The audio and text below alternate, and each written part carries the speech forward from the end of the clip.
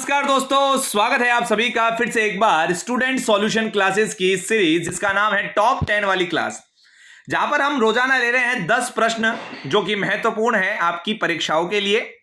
आज हम एक टॉपिक लेने वाले हैं काव्यांग परिचय में। हमने पहले वीडियो में छंद पूरा पढ़ लिया है। इसके अतिरिक्त आपको अगर वीडियोस कुछ भी चीजें देखनी है तो आप प्लेलिस्ट जाकर चेक कीजिए, वहां पर पूरे के पूरे चैप्टर हमने करवा रखे हैं। आइए शुरू करते हैं काव्यांग परिचय, जिसमें हम पढ़ेंगे अलंकार के विषय में। आइए शुरू करेंगे।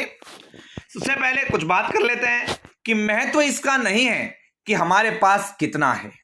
बहुत महत्वपूर्ण पंक्ति है कि महत्व इसका नहीं है कि हमारे पास कितना है, महत्व वास्तव में इसका है कि जो हमारे पास है हम उसका क्या कर रहे हैं।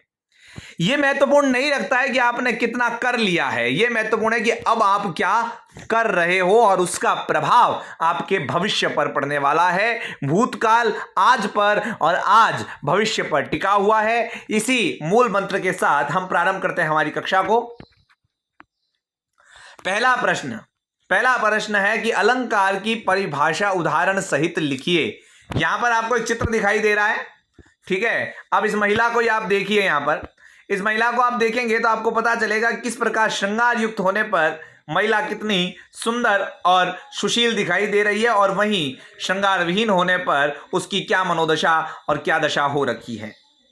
यहां पे आप बहुत आसानी से इस चीज को समझ सकते हैं। ये चित्र आपको यही समझाने के लिए बताया गया है कि अलंकार क्या है।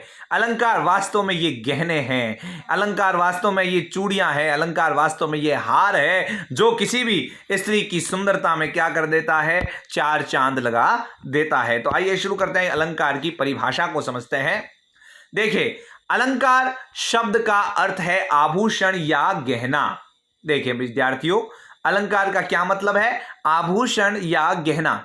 आभूषण शरीर की शोभा बढ़ाते हैं, इसी प्रकार काव्य की शोभा बढ़ाने वाले तत्व को अलंकार कहते हैं।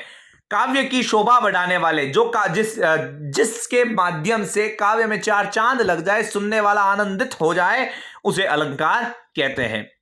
आचार्य विश्वनाथ क्या मानते हैं? आचार्य विश्वनाथ के अनुसार जिसके द्वारा अलंकृत किया जाए वह अलंकार है, जिसके माध्यम से अलंकृत किया जाता है वही अलंकार है। जैसे देखिए, एक सामान्य से बात है कि राम ने सीता के मुख की तरफ देखा। अब एक सीधा सा कोटेशन है कि राम ने सीता की मुख की तरफ देखा, लेकिन जब अलंकार लगाकर इसी बात को कहते हैं तो कितना अच्छा होता है।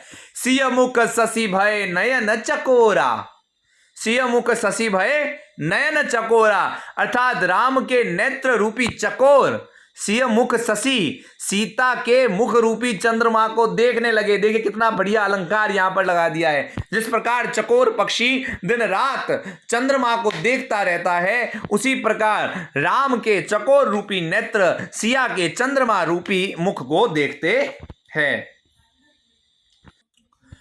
इस प्रकार अलंकार काव्य की शोभा बढ़ाने वाला धर्म है, परंतु काव्य में इसकी स्थिति आवश्यक या स्थिर नहीं मानी गई है। जरूरी नहीं है कि काव्य में अलंकार होगा तभी वो कविता होगी।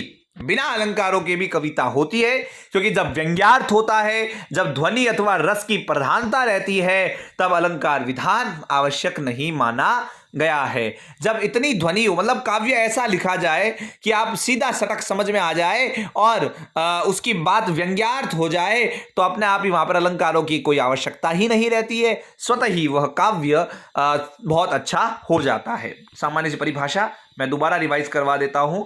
अलंकार क्या है?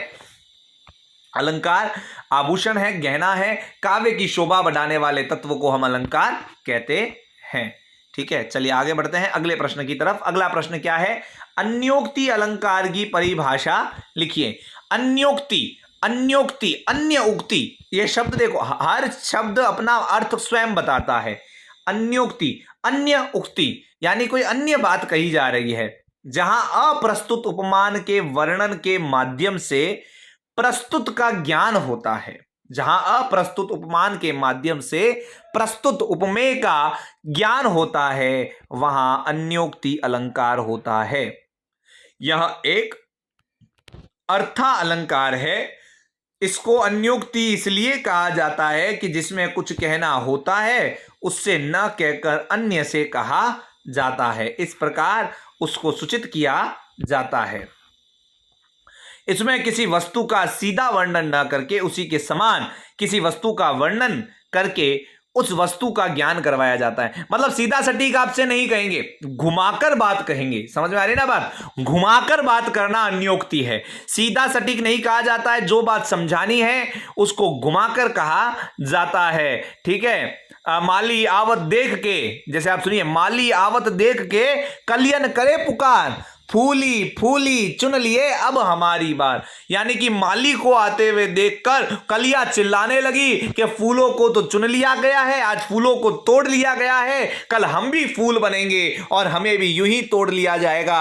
अब सामान्य सा ये प्रस्तुत अर्थ है, लेकिन इसके पीछे अप्रस्तुत अर्थ क्या है कि माली आवत देख के, माली का मतलब उस यमराज को आते हुए देखकर, साक्षात मृत्यु को आते हुए देखकर, साक्षात काल को आकर देखकर हर मनुष्य ये देखता है कि किस प्रकार हर वृद्ध व्यक्ति अपने समय काल को पूरा करके आगे चला गया है। आज हम युवा है, कलिया यानी आज हम युवा है, कल हम भी वृद्ध होंगे और हमें भी इसी प्रकार चुन लिया जाएगा, हमें भी इसी प्रकार परमपिता परमात्मा की सत्ता प्राप्त हो जाएगी।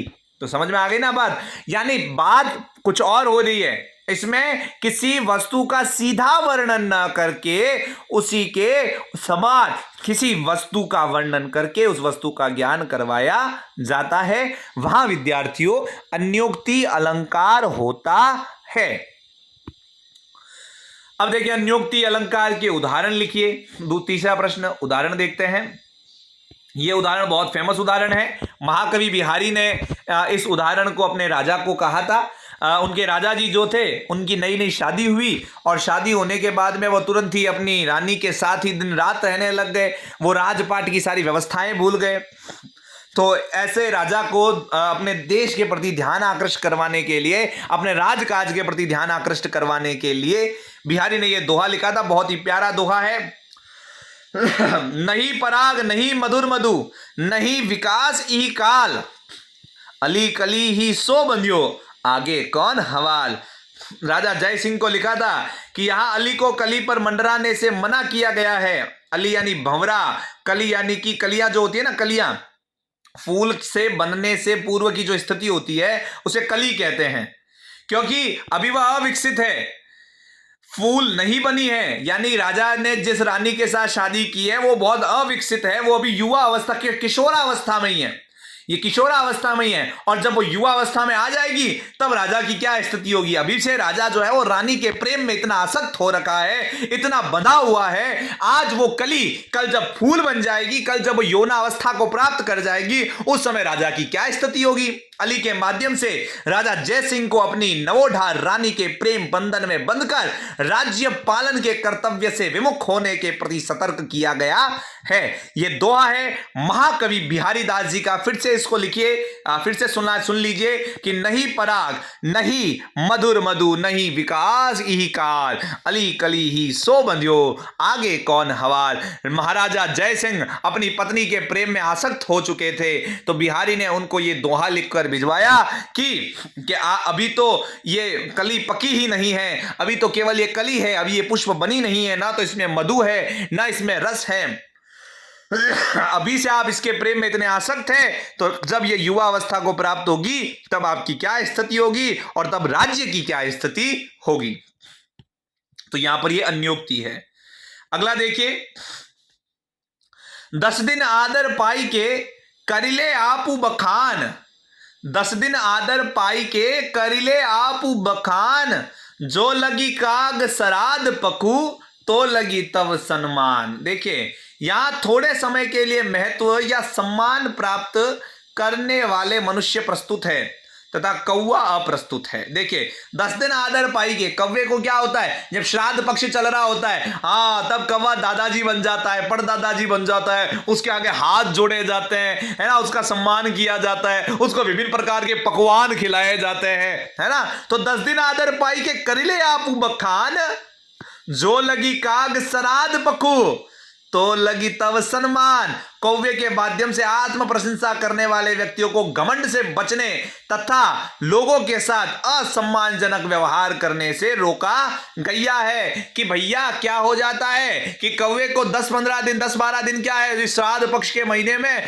बहुत ज्यादा खिलाया पिलाया जाता है, उसको बड़ा घमंड आ जाता है कि अरे मैं इसका दादाजी बन के जा रहा हूं, मैं इसका परदादाजी बन के जा रहा हूं, और बड़ा घमंड आ जाता है उसको। ठीक है, लेकिन अभी श्राद्ध पक्ष खत्म होगा और फिर उसकी स्थिति वैसी ही हो जाएगी, इसलिए कभी घमंड नहीं करना चाहिए। यहां पर उन व्यक्तियों के ऊपर बात की गई है जिन व्यक्तियों को कुछ समय के लिए महत्व दिया जाता है, थोड़ा बहुत सम्मान दिया जाता है, तो वो अपने आप में घमंड करने लगते हैं, अभिमान करने लगते हैं। बहुत अच्छा दोहा अप्रस्तुत के माध्यम से प्रस्तुत एक नया ही अर्थ निकल रहा है। तो यह है अन्योक्ति। अन्य उक्ति, कहा कुछ और जाता है, समझा कुछ और जाता है। बात होती है अगले पर, समासोक्ति अलंकार का लक्षण और उदाहरण संगति पूर्वक लिखिए। तो सबसे पहले समझते हैं समासोक्ति अलंकार क्या है।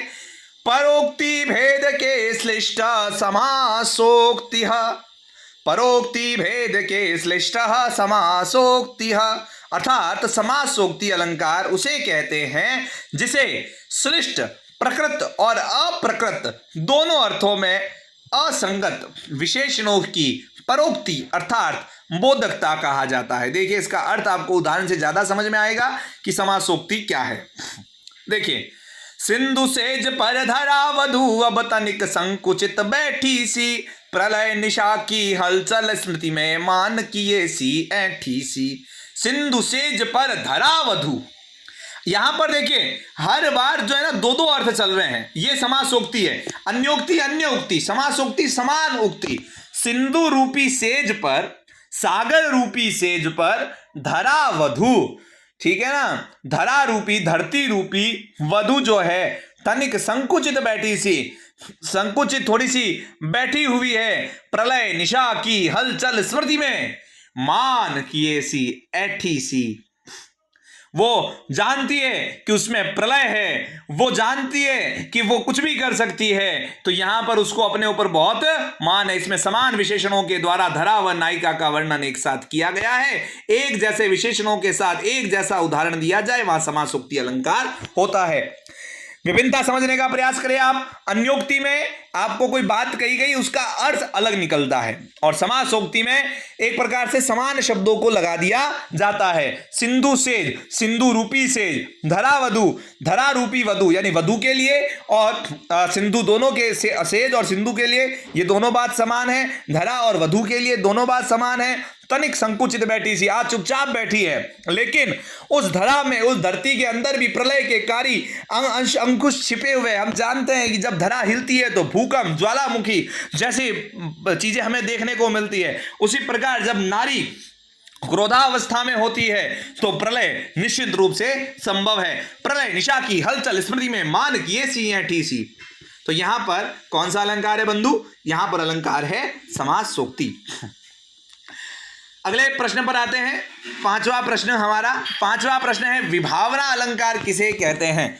हमने दो अलंकार पढ़े विद्यार्थियों, समासोक्ति अलंकार, अन्योक्ति अलंकार। अन्योक्ति में अन्य उक्ति की जाती है, समासोक्ति में समान उक्ति की जाती है।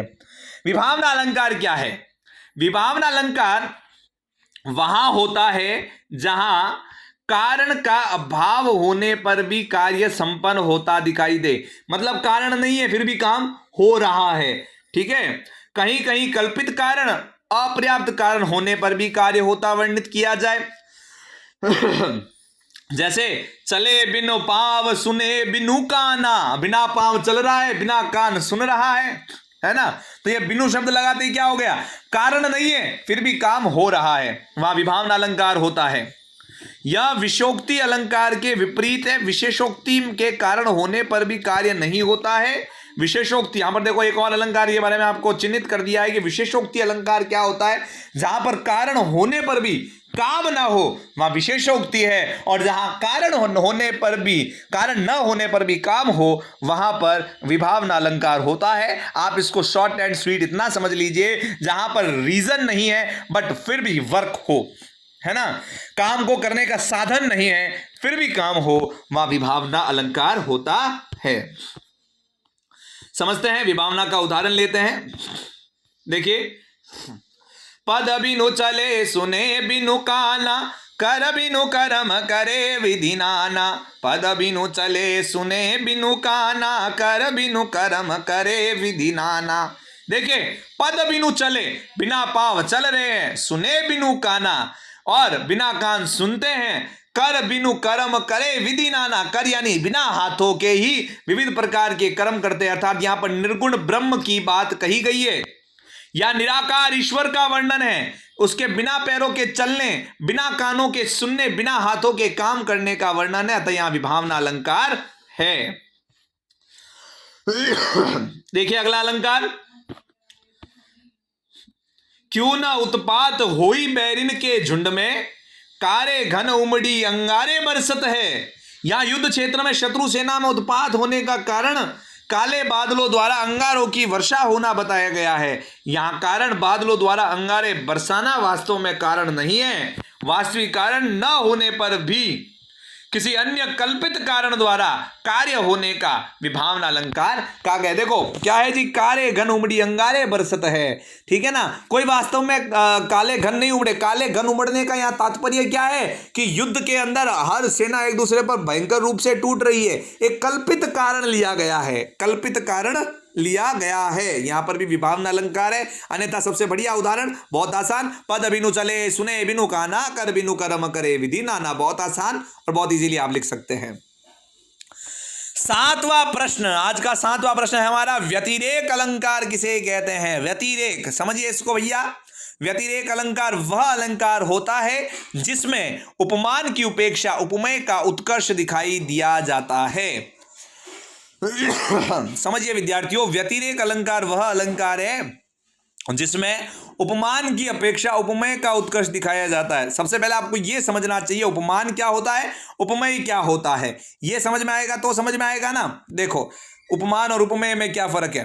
अगर आपको कहा जाए चंद्रमुख, चंद्रमुख कहा गया, क्या कहा गया, चंद्रमुख, ठीक है। तो मुख जो है वो क्या कहलाता है विद्यार्थियों, वो कहलाता है मुख, ये कहलाता है उपमेय, उपमेय। और इसको क्या उपमान दिया गया है, चंद्रमा का, तो ये कहलाता है विद्यार्थियों उपमान।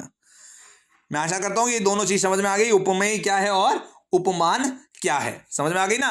तो ये समझ में आ गई तो ये भी चीज समझ में आएगी। जहां पर उपमान की अपेक्षा उपमेय का उत्कर्ष दिखाया जाए, मतलब कि ऐसे ऐसे उपमान जिस उपमेय के लिए छोटे पड़ जाए, वहां पर हम व्यतिरेक अलंकार की बात करते हैं। व्यतिरेक में उपमान की तुलना में उपमेय में अधिक गुण बताकर उसकी उपमान से श्रेष्ठता प्रकट की जाती है। उपमान से श्रेष्ठता प्रकट की जाती है। उपमेय की उपमान से श्रेष्ठता के आधार पर उसमें अधिक गुणों विशेषताओं का होना होता है।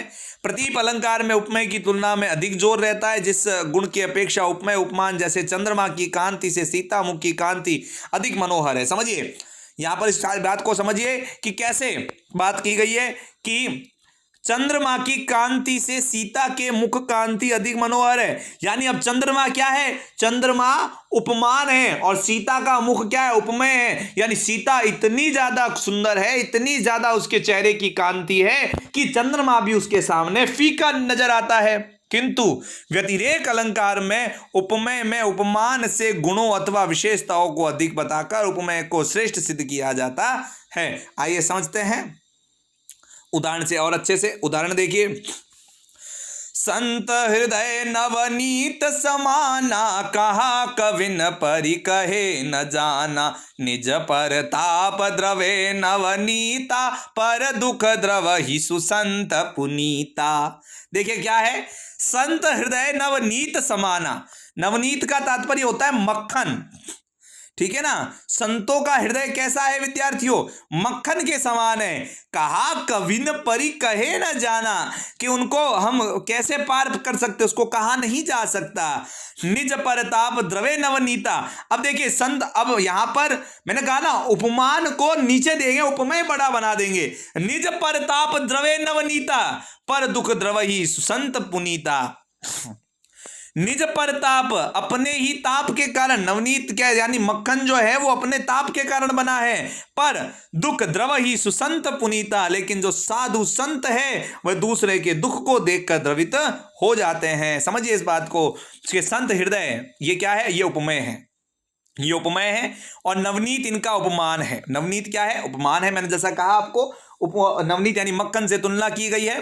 नवनीत को अपेक्षा संत हृदय को गुणों की अधिकता के कारण श्रेष्ठ बताया गया है। नवनीत को अपेक्षा, नवनीत की अपेक्षा संत हृदय के गुणों को यहां पर अच्छा बताया गया है।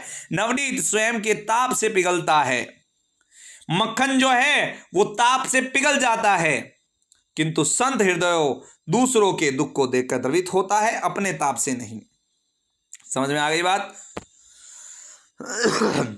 एक और देखिए कि शरद चंद्र की कोई समतारा था, मुख से है ना दिन मलिन वह घटता बढ़ता, यह विकसित दिन रहना। देखिए शरद चंद्र की कोई समता राधा, मुख से है ना दिन मलिन वह घटता बढ़ता, यह विकसित दिन रहना। मतलब देखिए शरद का चंद्रमा, अब शरद के चंद्रमा को क्या लिया गया है विद्यार्थियों, यहां पर उपमान लिया गया है। शरद के चंद्रमा को उपमान लिया गया है और प्रकाशमान और सुंदर होता है, बड़ा सुंदर होता है। शरद ऋतु का जो चंद्रमा होता है, आप जानते हैं शरद पूर्णिमा की रात को बहुत महत्वपूर्ण रात होती है वह, तो शरद का जो चंद्रमा होता है वो बहुत प्रकाशमान होता है, परंतु उसकी राधा के मुख से उपमेय समानता नहीं हो सकती। वह रात में मलिन हो जाता है तथा घटता बढ़ता रहता। चंद्रमा तो क्या है जी, घटता है, बढ़ता है, मलिन होता है, मैला हो जाता है, पर राधा का जो मुख है वह रात दिन खिलते मुख से वह हीन है, ये विकसित होता रहता है। राधा का चेहरा तो दिन रात खिला रहता है। तो यहां पर आपने समझ लिया होगा कि किस प्रकार उपमेय को उपमान से श्रेष्ठ बता दिया जाता है। आगे बढ़ते हैं, अगला आ जाएगा प्रतीप अलंकार। और प्रतीप का मतलब होता है विपरीत या उल्टा। जहां प्रसिद्ध उपमान का उपमेय की तुलना में अपकर्ष प्रकट किया जाए वहां प्रतीप अलंकार होता है। प्रतीप के 5 भेद है, उसको अच्छे से समझ में आएगा आपको। प्रसिद्ध उपमान को उपमेय की तरह प्रयुक्त किया जाता है, जैसे आकाश में चमकता चंद्रमा उस सुंदरी के मुख के समान है। उपमान उपमेय की तरह प्रयुक्त किया गया, ठीक है। उपमेय की किसी विशेषता का खंडन करके उसकी समता किसी प्रसिद्ध उपमान से की जाए, जैसे कमल ही कोमल नहीं है, कमल ही कोमल नहीं है, बाल कृष्ण के हाथ भी उसके समान कोमल है। कि खाली कमल ही कोमल नहीं है, मतलब उल्टा बात हो रही है। भाई कमल जो है वो कोमल होता है, लेकिन वो केवल वही कोमल नहीं है, उसके समान जो है बाल कृष्ण, भगवान श्री कृष्ण के जो हाथ है, छोटे छोटे कर है, वो और ज्यादा कोमल है, वो और ज्यादा सॉफ्ट है। प्रसिद्ध उपमान का उपमेय के सामने निराधार हो तो प्रतीप अलंकार होते हैं, जैसे वीर शिवा तुम्हारी कीर्ति चांदनी से भी अधिक चमकीली है। वीर शिवा तुम्हारी कीर्ति चांदनी से भी अधिक चमकीली है, यानी कि अब चांदनी चमकीली होती है, लेकिन शिवा की जो कीर्ति है वो उससे भी ज्यादा चमकीली है। ये प्रतीप है, उल्टी बात की जा रही है। पहले उपमेय की उपमान के साथ समानता बताई जाए अथवा समानता की संभावना प्रकट की जाए तथा बाद में उसका खंडन किया जाए तो प्रतीप अलंकार होता है। उपमेय के होने की स्थिति में उपमान को व्यर्थ बताया जाए तो भी प्रतीप अलंकार होता है, जैसे नायिका के मुख की शोभा के रहते उस गांव में चंद्रमा की आवश्यकता ही नहीं है। यह आपने बिहारी के अंदर देखा होगा कि बड़ो उजारो रे जगमगाती देह, या नायिका जो है ना वो CFL लाइट है, उसको रख दिया गया है और सब घर में क्या बहुत उजाला उजाला है। तो देखिए नायिका के मुंह की शोभा रहते गांव में चंद्रमा की आवश्यकता ही नहीं है, इतनी फूट रही है नायिका। तो यहां पर बहुत ज्यादा ही उसको श्रेष्ठ बता दिया गया है। उदाहरण से और अच्छे समझ में आएगा, देखते हैं। बहुरी विचार कीन मन माही, सिय बदन समहिम कर नाही। देखिए बहुरी विचार कीन मन माही, सिय बदन समहिम कर नाही। यहां पर सीता का मुख, सीता का बदन उपमेय के सामने हिमकर उपमान को हीन बताया है, यहां प्रतीप है, ठीक है। हिमकर यानी कि जो हिमालय है वो भी सीता के मुख के समान हीन है, उसके सामने बेकार है। उतरी नहाए जमुन जल जो शरीर सम श्याम, उतरी नहाए जमुन जल जो शरीर सम श्याम, या यमुना के नदी के जल को शरीर के समान बताने के कारण प्रदीप अलंकार बताया गया है कि भगवान श्री कृष्ण जमुना में नहाए, इस कारण जमुना काली हो गई है। उतरी नहाए जमुन जल जो शरीर सम श्याम, ठीक है, जो शरीर क्या है, शाम के समान है, इसमें उतर के नहाए, यानी यमुना नदी का जल जो है उसको शरीर के समान बताया गया है श्री कृष्ण के। तो ये थे विद्यार्थियों प्रतीप के उदाहरण। मैं आशा करता हूं कि ये आपको चारों अलंकार अच्छे से समझ में आ गए हैं। प्रतीप हमने समझा, व्यतिरेक हमने समझा, समासोक्ति और अन्योक्ति अलंकार और विभावना अलंकार, पांचों अलंकारों को हमने यहां पर देखा। मैं आशा करता हूं कि आपको सारे अलंकार बहुत ही अच्छे तरीके से समझ में आ चुके हैं। फिर भी कोई डाउट है तो जल्दी से कमेंट बॉक्स में लिख दीजिए, मैं उसके उत्तर आपको दे देता हूं। Thank you for watching. देखते रहिए, सीखते रहिए स्टूडेंट सॉल्यूशन क्लासेस के साथ। बहुत बहुत धन्यवाद, बहुत बहुत आभार। वीडियो को शेयर कर दीजिए, लाइक कर दीजिए, अपने दोस्तों में फैला दीजिए। धन्यवाद।